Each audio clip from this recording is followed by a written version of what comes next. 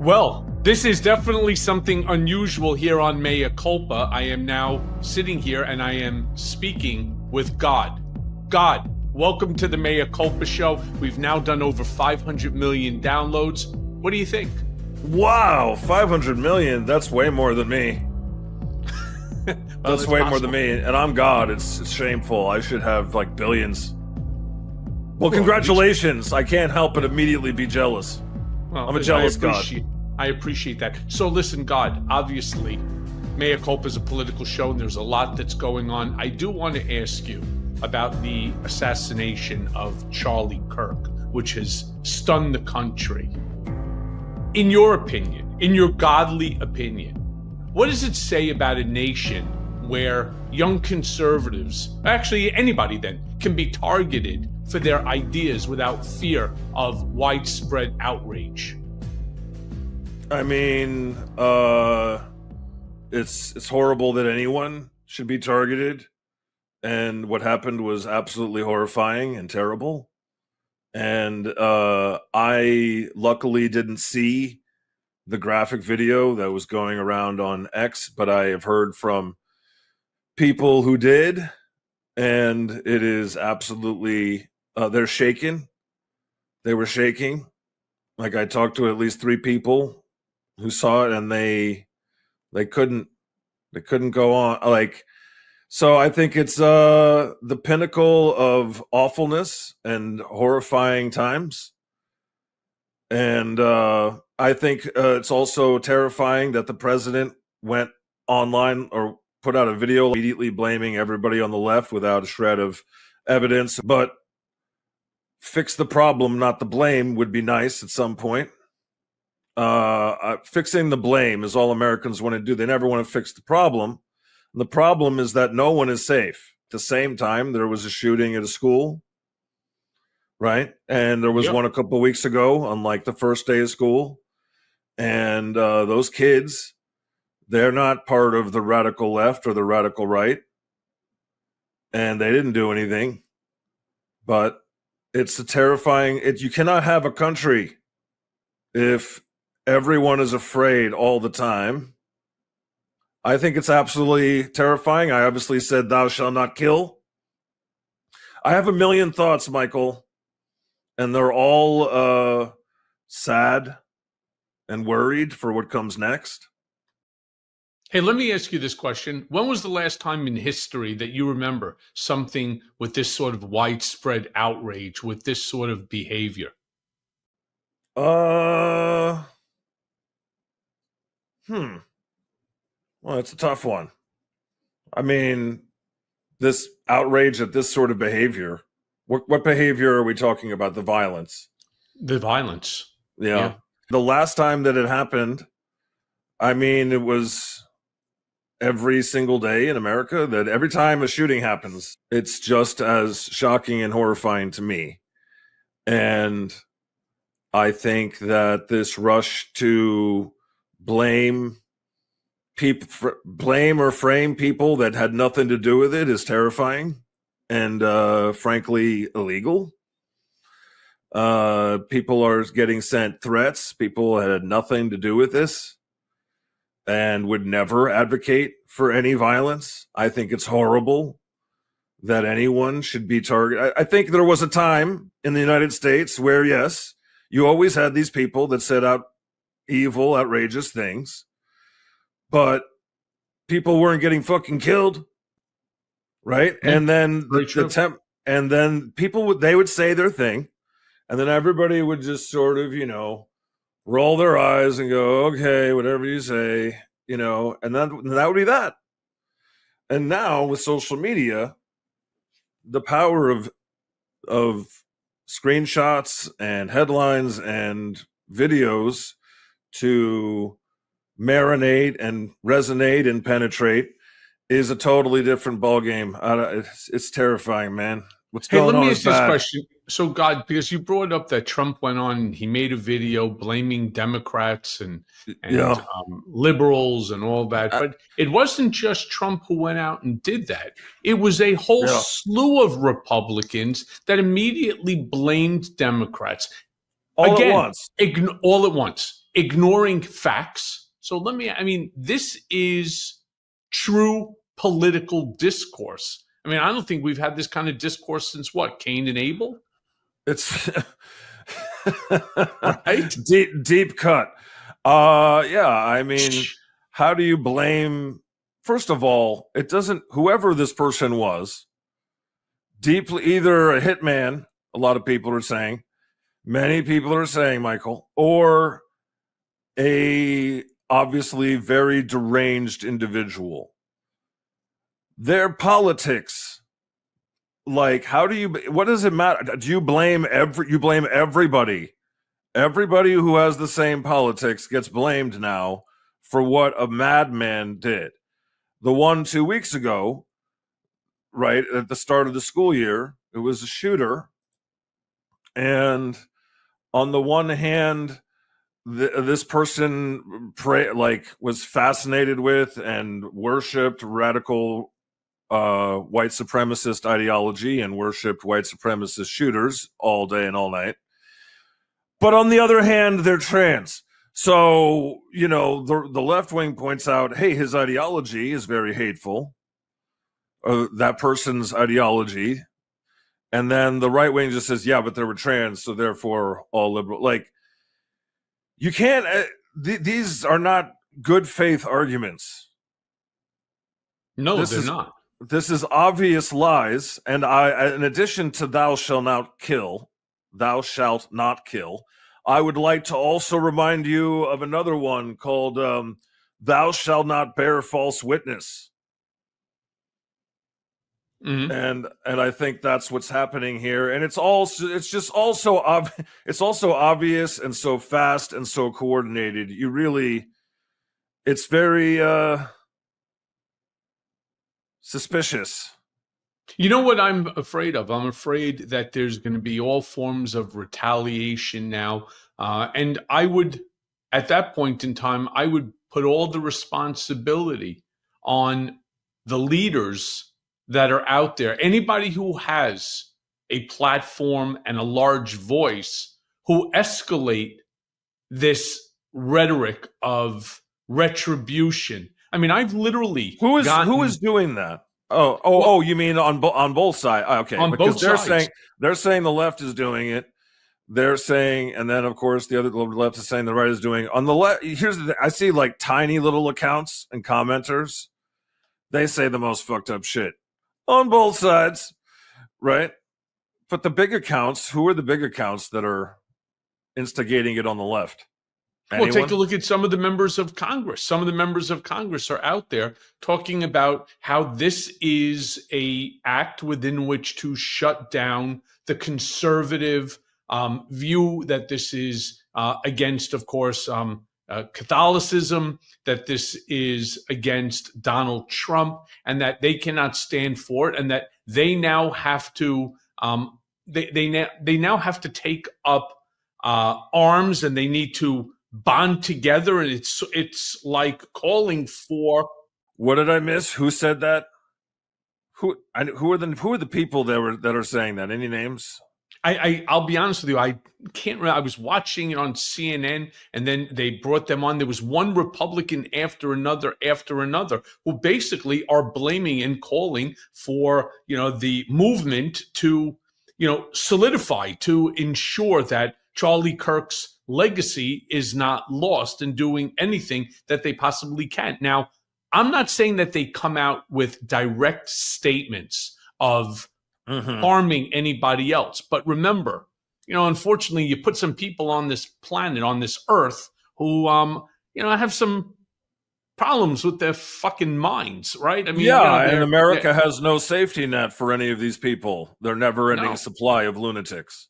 Well, that's true. And then, so now, basically, it's how they interpret these tough-talking members of Congress and Steve Bannon came out and said something which was very harsh I think and I saw stupid. Nancy Mace. Nancy Mace said something which was also, again, blaming the Democrats for it, despite the fact, and that was even before anybody knew that Charlie Kirk had passed. She was out there blaming the Democrats for it. and wanting Democrats to be held accountable. So when you say you want Democrats to be held accountable, who? Who is it that you want? Or are you speaking any Democrat? You, Mike, you. Yeah, wonderful. Thanks, God. You specifically. Yeah, keep laughing. No, it's not funny. Exactly. It's everyone, anyone and everyone who has ever criticized Donald or asked for the release of the Epstein files. By the way, that issue is now dead. Don't ask about it. Don't talk about it anymore. The timing of all of this is a bit insane, and the president is out there conflating 9/11 with Charlie Kirk. And this Epstein birthday book was released, which was dominating the internet with so many disgusting, vile, horrific images. And then on Wednesday, this other thing happened. It's just been a crazy week. It's been absolutely insane when you look at it in the history. Was this the first week that Congress was back, or that was last week? I think that was September 3rd. It was and then they were also there was a vote after the event, after he had passed, to release the Epstein files, and that got voted down, but no one paid attention to it. So I'm not saying any of these things are related, because you draw your own conclusions. It's just for a people that spend a lot of time watching TVs and movies, Michael. I mean, can you blame them for thinking what the hell just happened? Yeah, no idea. But God, let me ask you this question then. When political operatives weaponize grief to score points, are they as well complicit in this violence, or are they just conveniently blind and stupid? So what is an example of what you're saying? Like when they use this grief to score political points? Well, think about Nancy Mace. Right. They go out there and they start blaming the Democrats, that this is all, for example, the far left, the liberal woke, the media. They're speaking specifically to their base. Yeah, and this is the thing I don't understand. God, I got a quick question for you before you even answer that. I thought you were the all-wise, all-knowing, omnipotent sort of guy. How come I have to explain stuff like that to you? I'm a little confused here, Well, I just want to make sure I understand what I'm answering here. Good, because it's a very delicate subject. It's a very delicate subject, right? And being Jewish, obviously my mom thinks I'm God, that I walk on water and all that, and so that whole omnipotent thing. Yeah, they misheard me. Okay, it's a game of telephone across thousands of years. What I really said was I'm impotent. Got it. And I was already asking the humans to try and create a solution for that, and it took them a couple thousand years. Anyway, in answer to your question, yes, they're exploiting it. And how the fuck? Wait, are we allowed to curse in here? Oh yeah. This is E for explicit. Okay. I really shouldn't be cursing as God at a time like this, but I'm just saying, how the fuck do you? They're decrying what happened, obviously, and the tone of the tenor of the environment that leads to political violence, but then immediately calling for retribution and threatening people up and down and Elon Musk goes on Twitter and immediately says Democrats are murderers, again, without a shred of proof that this particular incident had anything to do with anyone. For all we know, it was a right-winger, as it often is. But at this point, it won't matter who it is, because they've already decided. So some of them are saying this is a Reichstag fire. How do you decry it while saying this is our Reichstag fire? It's as disingenuous as them saying that wasn't Donald's autograph. That wasn't his signature in the 90s. It's like, come on, bro. Come on. It's as obvious as the nose on your face. Well, appreciate that, which You did give me a Jewish nose, so thank you for that one. Son of a bitch. Couldn't give me a nice little Irish nose and maybe blue eyes? Asshole. I swear. No, you're beautiful as you are. Oh, yeah. Yeah, appreciate that. Well, I will thank you for at least allowing me to keep my hair, you know? Yeah. Yeah, I appreciate that because you got one hell of a head of That hair. is some nice hair you got there. Yeah, well, I appreciate that. So, hey, since you brought up the president, what do you think that the president right now should be saying or doing to calm a nation that is rattled by partisan assassination? Beyond the usual law and order catchphrases and all that, what should he be doing? I mean, obviously, he is he ramping up the rhetoric? Yeah, that video, he said that it's all the fault of Democrats. And he should not be doing that. Obviously, everything that he does, you can pretty much safely assume the opposite would be what he should be doing.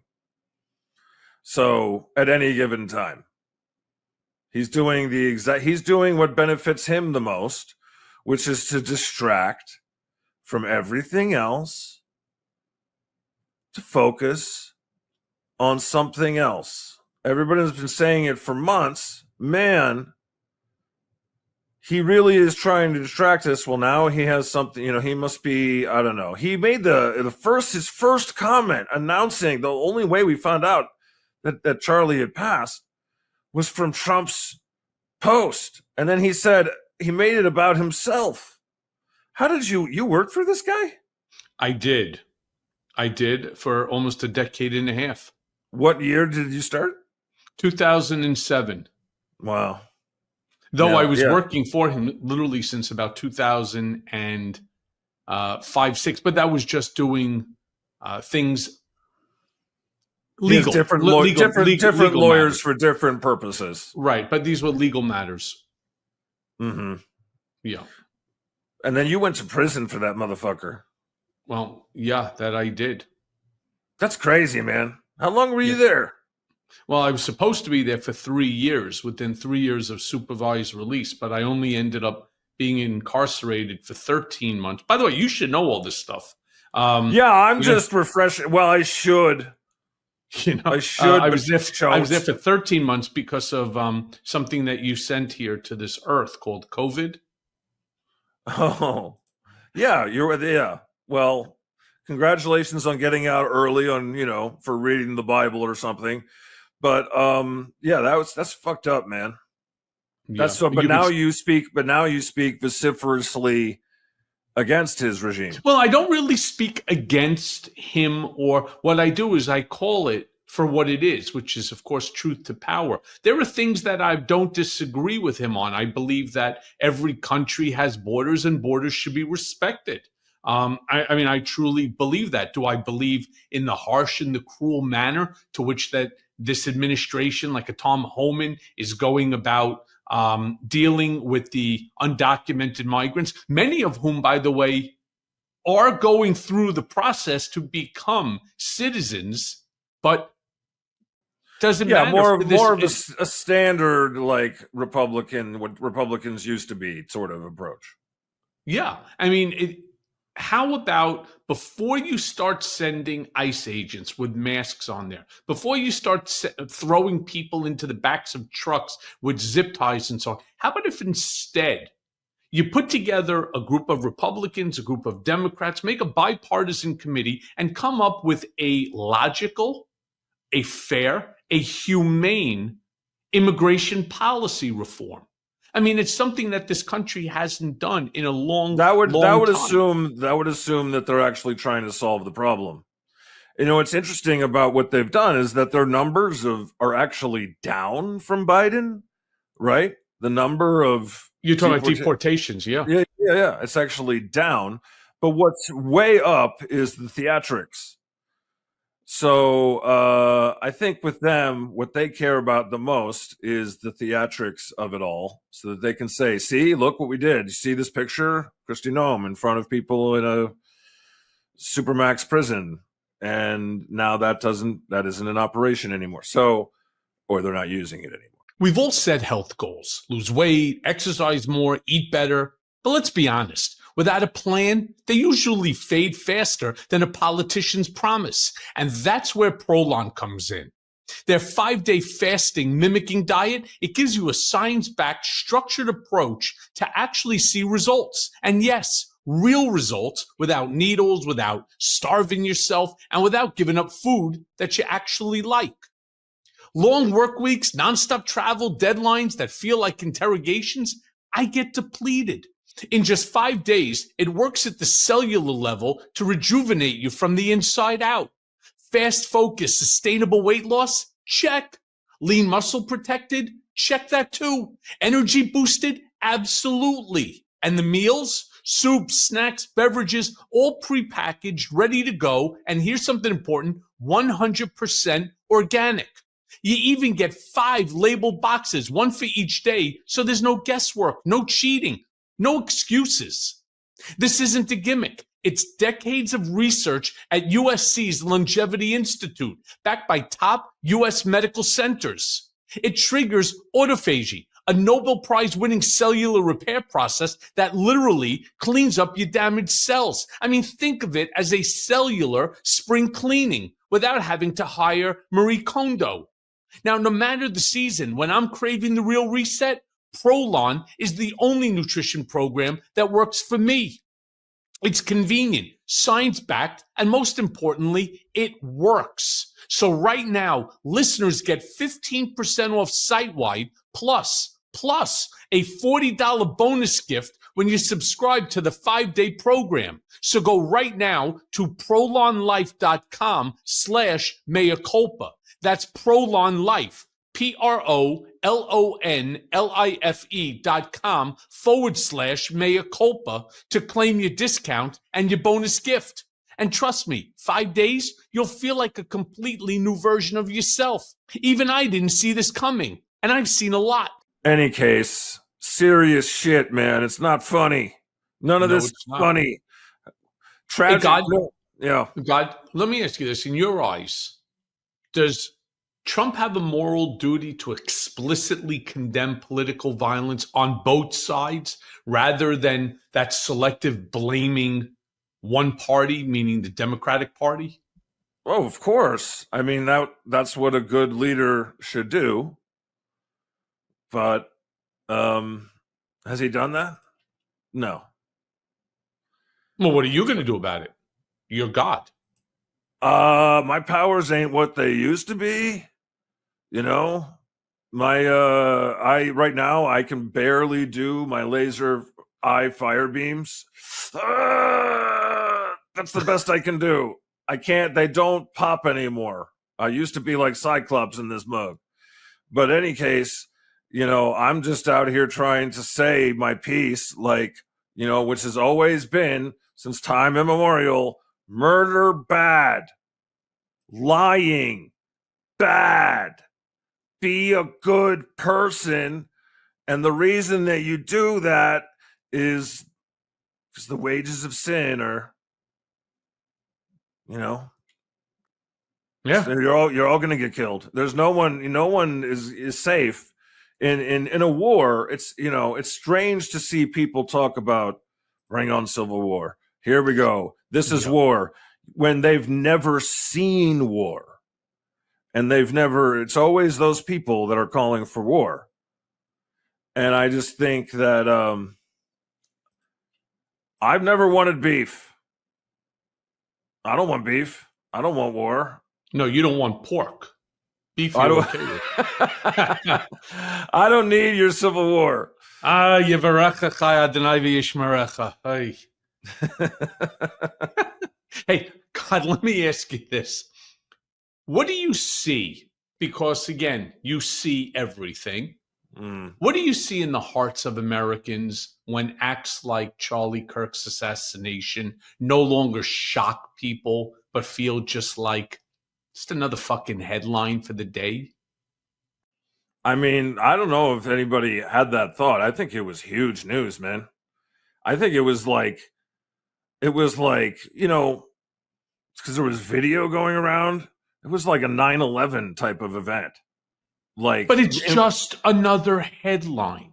And yes, by the way, I mean put the out on my power of the Substack, video, yeah. Sure, I fully understand that. But the point I'm trying to make here is, yes, it's occupying the news, and it should. The whole thing is just grotesque. It's vile. It's wrong. I don't care whether you like Charlie Kirk. I don't agree with almost anything that Charlie Kirk says. It's horrible. It is a family.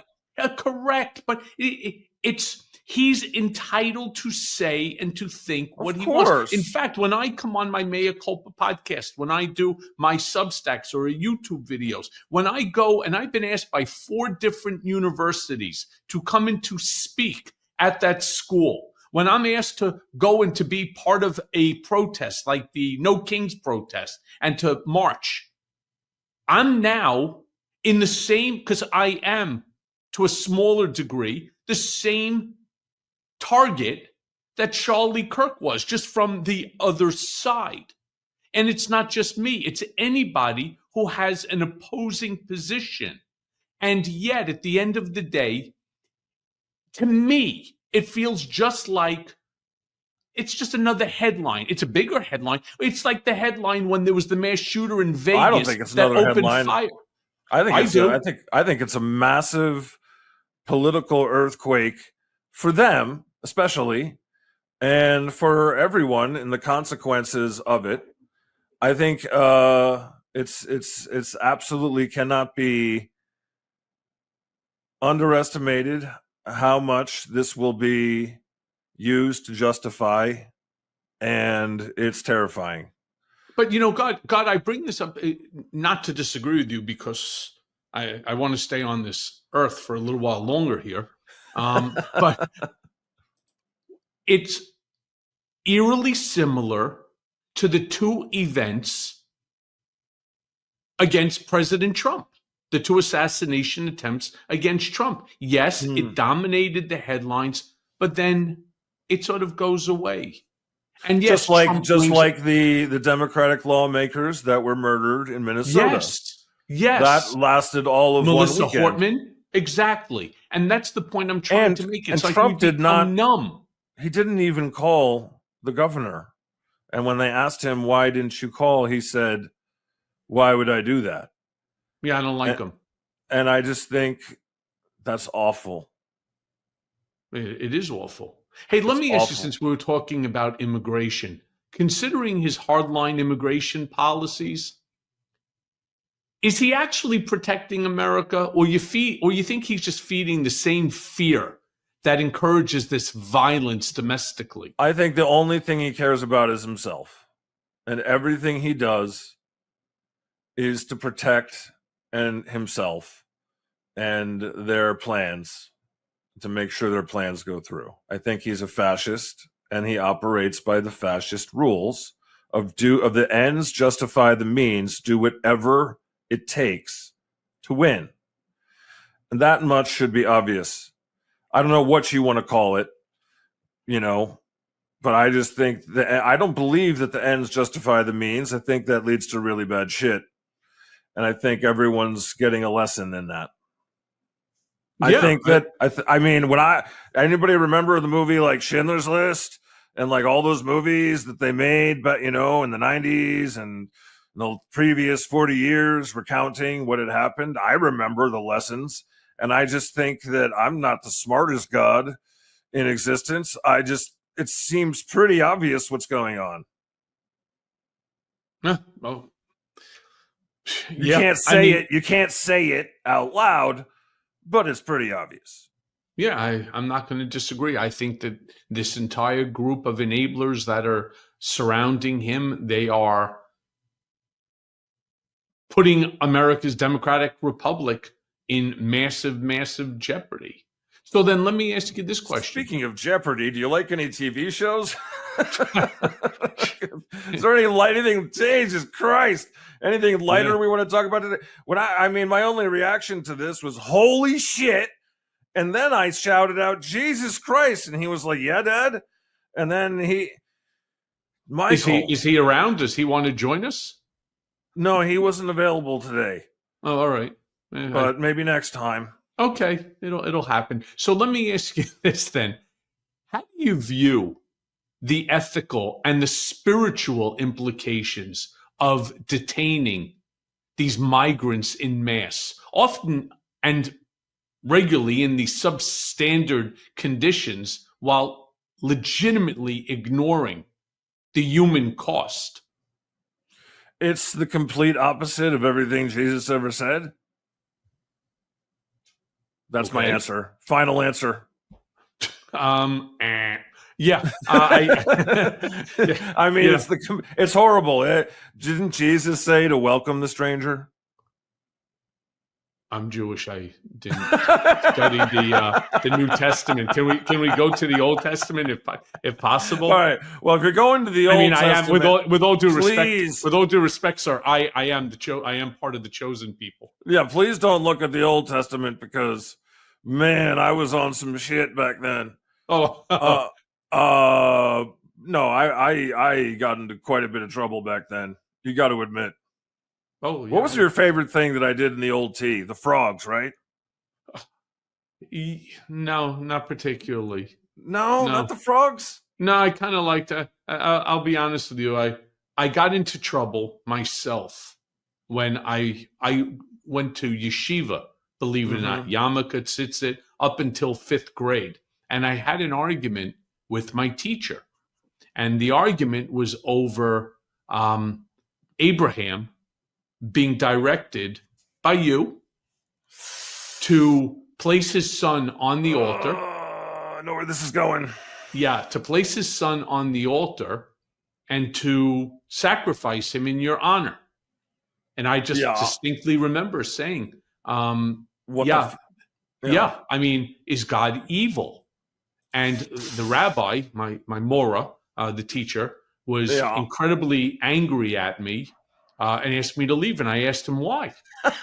So he told me to go to the principal. So I asked him why, and then the 3 of them sat me down, and they were saying, obviously, God cannot be evil. God is great. God is omnipotent, and all that. And I was like, listen, I said to them, and I want to be clear about this. Anybody that asked me to lay down on an altar, my father would never sacrifice me, put a blade to my neck in honor of anybody. And I said, and if anybody came at me, including my father, with a knife, I'd smack the shit out of them. Yeah. You know, and they were like, there's a lesson to be learned here. And I'm like, there is no lesson to be learned here. I don't understand it. Yeah. And it just doesn't make any sense to me. Because you were born an atheist. I think more agnostic. Listen, sure. And anyone who asks those questions, I've talked to so many people who were in either yeshiva school or Catholic school or what have you. And if you ask a question like that, you're going to the principal's office. You may, in fact, get kicked out. Yeah, which is better, by the way, than going to Catholic school, because then you get smacked in the knuckles with a ruler, and worse than that, you go to hell. Poor little kid just has a good brain and is asking logical questions, and they're like, "We got an atheist here!" Wow, red alarm goes off. Yeah, exactly. Hey, God, let me ask you this then. What should Americans understand about Trump's push to federalize the National Guard in cities that he labels dangerous? Is this protectionism, or do you think it's intimidation? I think it's intimidation. It's more political theater, because apparently they love the visuals of troops walking around. You know, like in DC, there was one day where a picture came out where you saw troops walking in the Capitol, and then in the distance was a huge banner of Trump's scowling face draped across a building. It's just a very dystopian image, you know, or they have images of them in tanks going down the streets. It's dystopian. It's obviously meant to scare you. Don't go protest. Don't speak out. Don't do this. Don't do that. I mean, he says it's about crime, but I mean, come on. You mean it's not? No. It's about his image, and it's about scaring people. And this whole thing of what's interesting is everybody knew that he was going to go to Chicago with the military, right? He posted an image of himself as Robert Duvall in Apocalypse Now. I love the smell of napalm deportations in the morning. Yes. Yeah. And President Bone Spurs depicted himself as a Vietnam vet using AI. Oh, isn't AI wonderful? So it's obviously meant to intimidate, but now, this week, it's clear they're not going into Chicago and have in fact backed off, right? That's what I've seen. Well, I don't know. I don't know. I could see him doing it maybe in a week from now, allow the conversation, which was not trending in his benefit.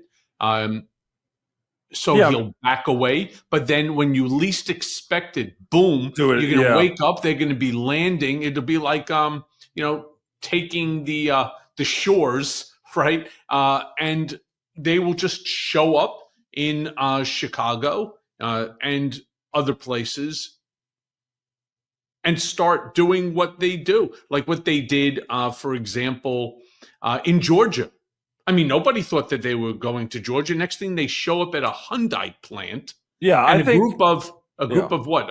South Koreans that are working at the plant, manufacturing car parts here in America to sell to Americans, driving the economy, are all rounded up, zip tied. By the way, why the hell did you create zip ties? I didn't create that. I didn't create that. That was humans.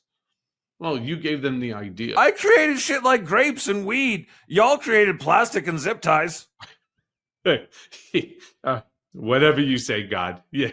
What do you mean, whatever I say? Zip ties grow out of the ground, motherfucker?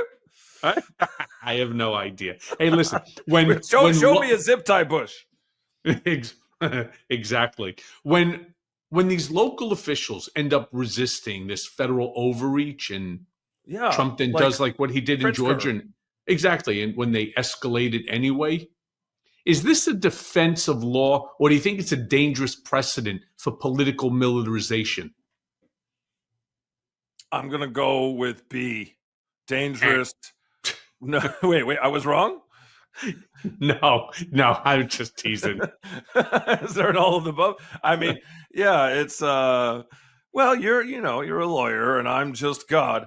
I think it's horrible. I think that it's interesting because even Megyn Kelly was like, yeah, he can't go into Chicago because the governor said don't come. And I think that there's more to it than just that would be wrong to do. I think that it's a legal thing. And so if the governor says don't come and he's authorized, and the mayor has authorized the police to push back. I saw a video of police pushing back ICE. In Chicago, that they're just not going to do it because it's not going to work. So what they're going to do instead from now on is they're going to do that like ambush attack thing, like you said, like Portland, could be Portland, could be Atlanta, Vermont, it could be anywhere. It could be anywhere, but definitely never a red state. And I don't know. I could see it being Vermont because, they're damaging trees with, pulling out maple syrup from them. I mean, you're creating too much oxygen.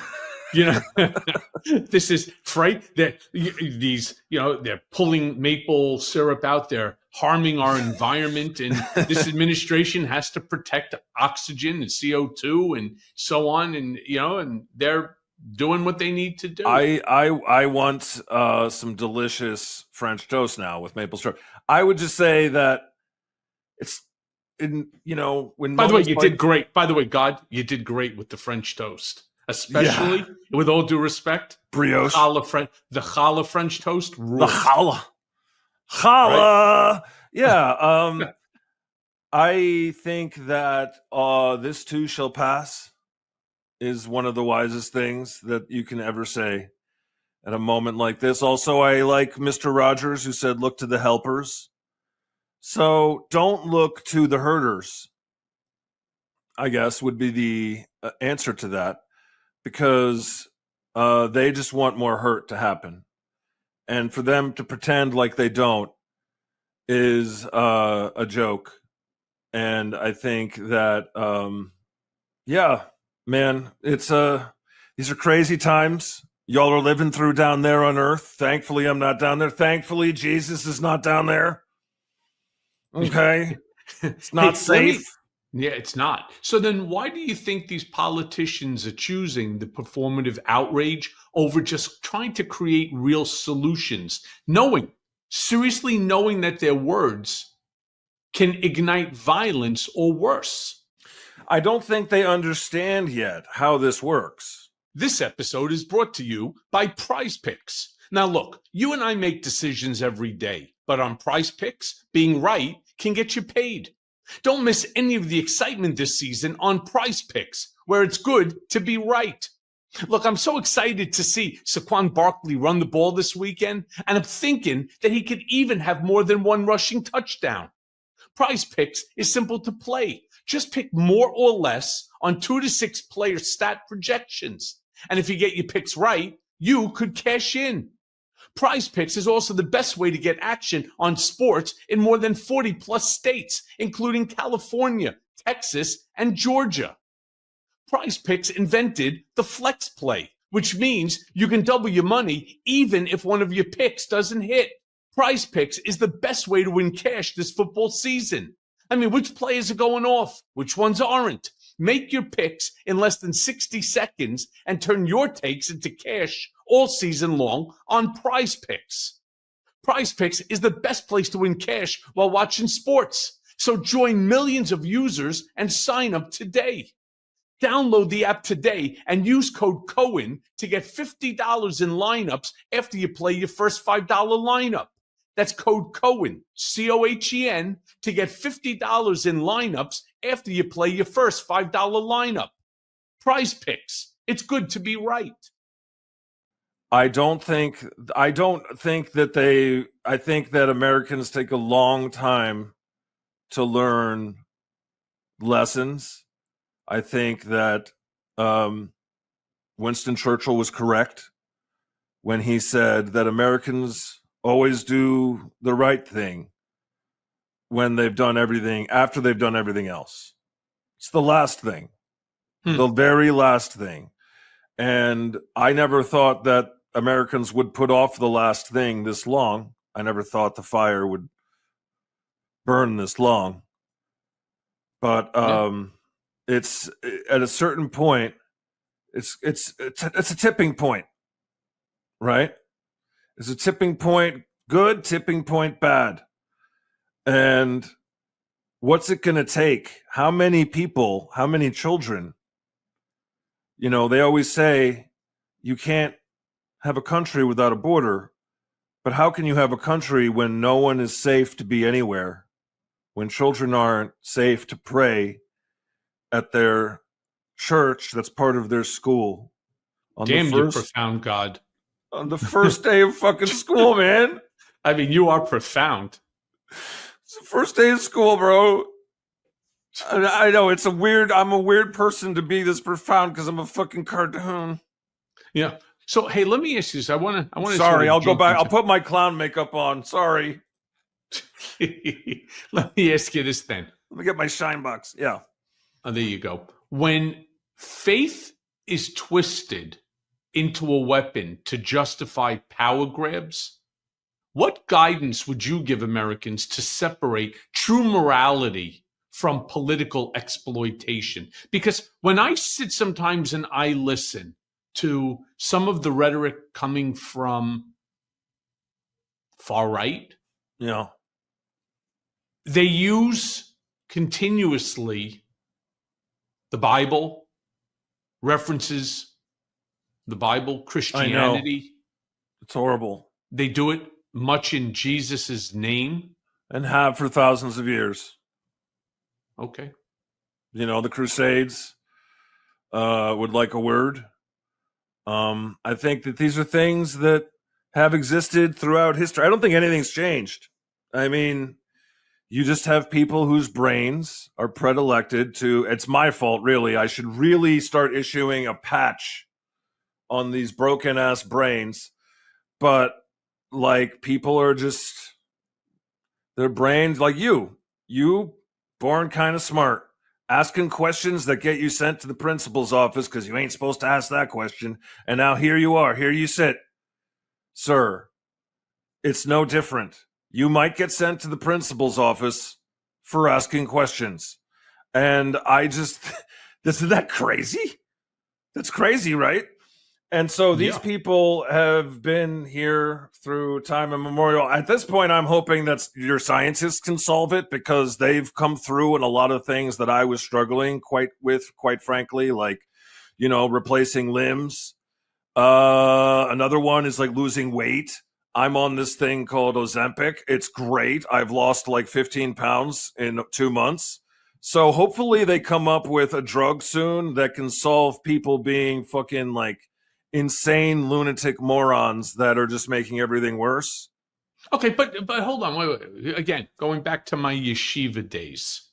Yeah. Okay. So everybody knows the story of Noah and the ark. Yeah. You were so fed up with humanity, with what you created. I mean, could you blame me? No, but what you did is you flooded the earth, right? You told Noah to grab 2 of everything, so Noah then grabbed 2 women because menage a trois worked in those days. All right, right? Trust me, I know what I'm talking about here. And then you had 2 of all the various animals. You put them into a boat, and then you ended up doing away with. You end up doing away with humanity. Well, you think maybe it's time to do that again? Yeah, people on the ark, they be fucking. But do I think it's time to do it again? Sorry. I really shouldn't curse. Do I think it's time to do it again? See, I'm okay with this, by the way, because I have a friend who's got a really big boat. Yeah. I think that I have that thought every single day. Every single day, I'm like, I regret everything I should have done. I should reboot. But every single day I remember, God, you promised not to. You promised not to. Remember, I did the big rainbow, and it was the biggest, most beautiful rainbow you've ever seen. And I was like, I promise I'll never do this again. And, I'm trying to live up to that promise. We're trying to do a whole PR thing here also, where like I realized like a lot of the shit I did in the old T wasn't like holding up well over time, I was getting canceled. And so I deployed Jesus, and it's worked out, it's worked out pretty well, I think. All right. Well, I hear you. At least in making me look better. Well, sure, especially with the Ozempic. Let me ask you this then, because smooth. Thank you. What single truth would you whisper to Trump, literally right now, about the consequences of stoking or continuing to stoke this division? Wow. My initial thought, I mean, there's so many things that I could say. I guess my logical brain would be just, please stop. Please. This is going to no one wins in war. No one. But the first thing that popped into my head, sort of like, the Marshmallow Man in Ghostbusters, was thinking about how when Roman generals would conquer a city, they traditionally would have like one of the conquered slaves or people that they conquered stand behind them, and as the parade would reach its zenith, whisper into their ear, all glory is fleeting. And so I just think that these days will end, Michael Cohen.